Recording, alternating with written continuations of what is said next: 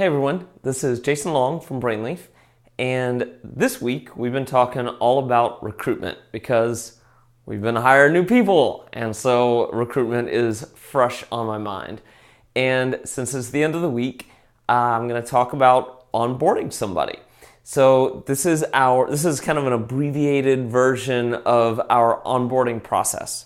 I just realized I left my notes over here. Okay, so our onboarding process is really simple. By the time somebody's gotten to the point where it's time to onboard them, we've already talked to them about the business, about the process, about all these different things.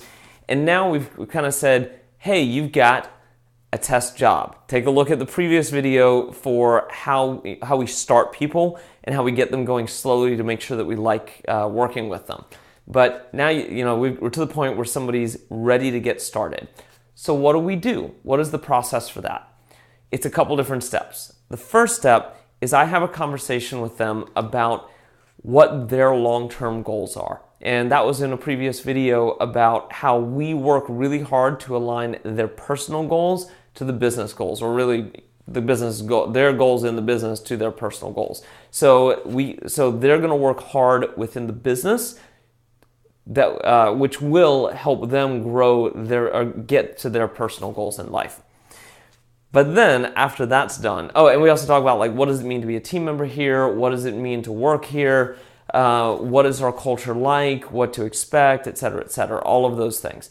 But then when we're done with that, the philosophical side of the onboarding, then we have a fairly, I guess these days, fairly quick process.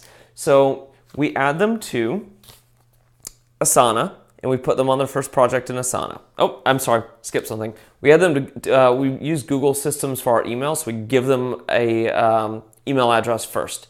And then we use that email address to add them to Asana, where we give them their first project.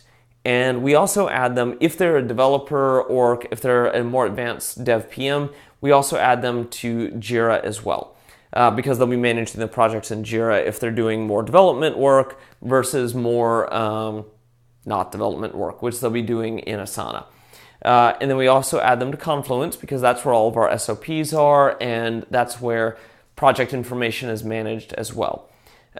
Then we add them to Brainleaf so that you can see their scope of work documentation, what they're working on, etc. We add them to Slack so that they can communicate with the team, and we add them into the right channels for whatever team or teams they need to be on. If they are a project manager, if they're coming in at a mid to senior level project manager level, we also give them a Zoom account, a Zoom Pro account, so that they can start their own Zoom rooms, record things, etc.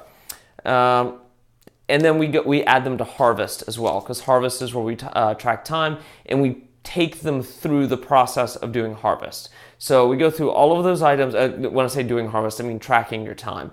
So we show them how to track all of their time. If they're a salesperson, we'll add them to Pipedrive. If they are a developer, we might add them to some other tools as well. But these are the things that we add everybody to all the time. And then once they're in those systems, then we just start adding them to all of our meetings and inviting them to calendar events and meetings and such. I feel like I'm forgetting something. I guess that's about it. So we have, I know. And then of course our billing person talks to them about when they're going to get paid, how they're going to get paid, if they're tracking hours, like how that works, all of that. She sets up the monthly cycle with them as far as the payment goes. And then they're ready to go. And project managers start sending them work, team members start asking them for help, and they're into the company. And that's how it gets started. That's our onboarding. These days, it takes something like an hour for the conversation that I like to have with them about the philosophical side, and then maybe another 30 minutes to add them to all the software systems, and then we introduce them at the company meeting. And then usually whoever's in charge of that person is going to start giving them tasks and tell all the other team members working with them to start asking them for help. And that's it. That's how we do it. I hope this was helpful. If you have any questions, please be sure to ask them in the questions area below. And have a great day. I'll talk to you soon.